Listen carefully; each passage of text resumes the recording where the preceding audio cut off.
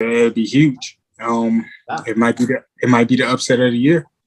For 2022. Nobody's expecting me to win this fight. Most definitely. Me growing up as a kid, I always felt like I was overlooked. Always felt like I was an underdog. Always felt like people ain't really giving me a shot at anything. La entrevista es presentada por SEYER, The Boxing Showcase, The Aquino Destinations y Sanfer. Dimitros, first of all, thanks for having us. A big fight is coming for you and for Jaime Munguía as well. How can you define this fight for you? This fight is I've been boxing for 18 years, so this fight would mean that those 18 years of hard work and sacrifices was worth it. And it's everything that I've dreamed of, becoming a world champion, and really putting my foot, taking that next step and being an elite boxer, and just accomplishing the goals that I want to accomplish in this sport. Two undefeated fighters. I mean, everything is on the table because you can have or you can earn a title shot. Yeah, everything. This fight will catapult me into new heights, as far as bigger purses, bigger opponents, world champions, world titles. So I'm really just focused, geared up, and I'm ready to go. So you can define this fight like all or nothing? Yes.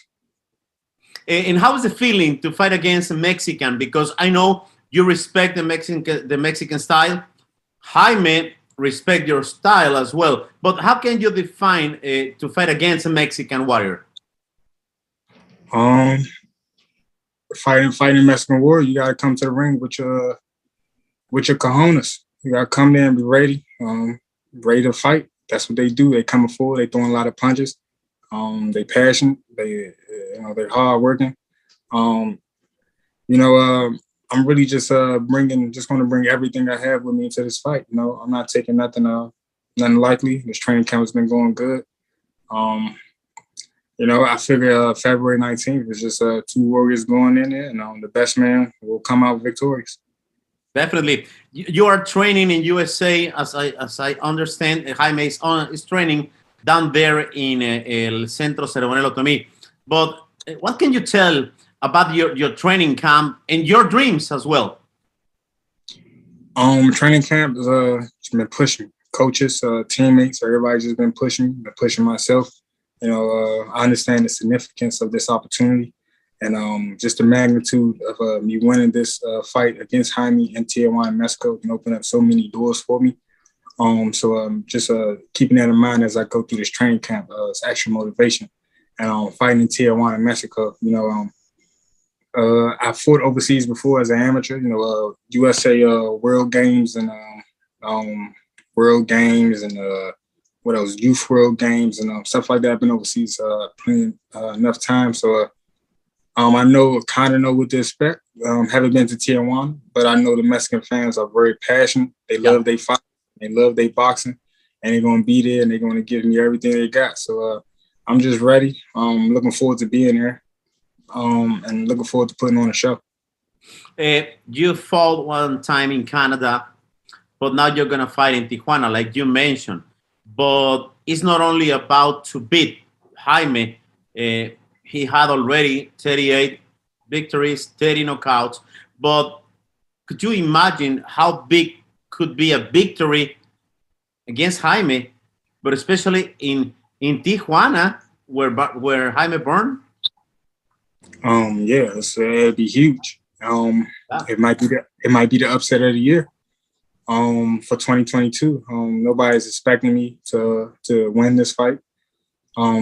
Casual boxing fans, your experts, nobody's really expecting me to win this fight. Just off paper, the records, nobody's really expecting me to do much.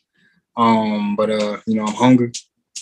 This fight to beat Jaime in Tijuana, Mexico would just be something very, very huge, big for me as an accomplishment, but just will only be a barrier that I'm knocking down to further my career and do what I want to do with boxing. Last time that you fought in the same event with Jaime, you crossed some words with him, you met him, you had a chance to talk with him? I hadn't get a chance to talk to him, but seen him a couple times. We walked past each other a couple times. I didn't speak to him nothing like that, but seen him. Yeah, and well, definitely. What can you see in your future? Let's say that you beat Jaime in Tijuana. What's next? Because again, it could be your title shot. And if you have a name on mind, could you share with us? No, no names in mind actually, but my goals once I beat Jaime, I want to become world champion. Then I want to become unified champion, and then I want to become undisputed champion. It hasn't been an undisputed champion in the middleweight division since Bernard Hopkins did it. So long ago. So that's what I really want to do. So once I beat Jaime, then the other champions, I want to fight those guys. I want to unify and I want to become undisputed. Do you have any problem with this? Because so many people around boxing are mentioned that, of course, you're not going to be the A side. You're going to be the B side, especially when you're going to fight in Jaime's town. But is there a motivation for you that the people don't give you opportunities, especially when you're going to fight in Tijuana? Most definitely. Me growing up as a kid, I always felt like I was overlooked. I always felt like I was an underdog. I always felt like people ain't really give me a shot at anything. So I feel like I'm back in a comfortable space in this underdog role, and it's just giving me motivation to succeed. But I think the most motivation probably comes internally in myself, just because I know what I expect from myself and what I want to accomplish. So, I'm motivating myself to be great. But the fans and the social networks and everybody saying what they say, it helps. It's actually motivation. When you take a look back in your career, so many sacrifices, it makes sense for you that now maybe your most important fight is going to take place. All the sacrifices, now it makes sense, right? Of course. I'm a firm believer of things happen for a reason. And I was supposed to fight Jaime last year, but I got injured. Then I fought later on that year, and then now in the beginning of 2022, here we are, me and Jaime fighting each other February 19th. So I'm a firm believer of things happen for a reason. And this is the for me right now to this point, amateur and pro, this is the biggest fight of my boxing career, and I'm ready to just take full advantage of the opportunity. Your pro debut, it was on 2013. Of course, every single step, every single fight, you grow and grow and grow. But how can you define now this Demetrius Ballard? This Demetrius Ballard from 2013. I was 19 years old. I'm 28 now. I have kids. I have a family. Just outside of boxing, just the maturity, the way I see life, the responsibilities I have taken on, I believe has helped me grow and mature further in boxing, and just as a person. So I feel like right now, 2022, it probably fits perfect for me to get this opportunity, this shot right now. Just from 2013 to now, just all the trials, tribulations, and the things that I've went through in the boxing and outside of boxing just to prepare me for this moment.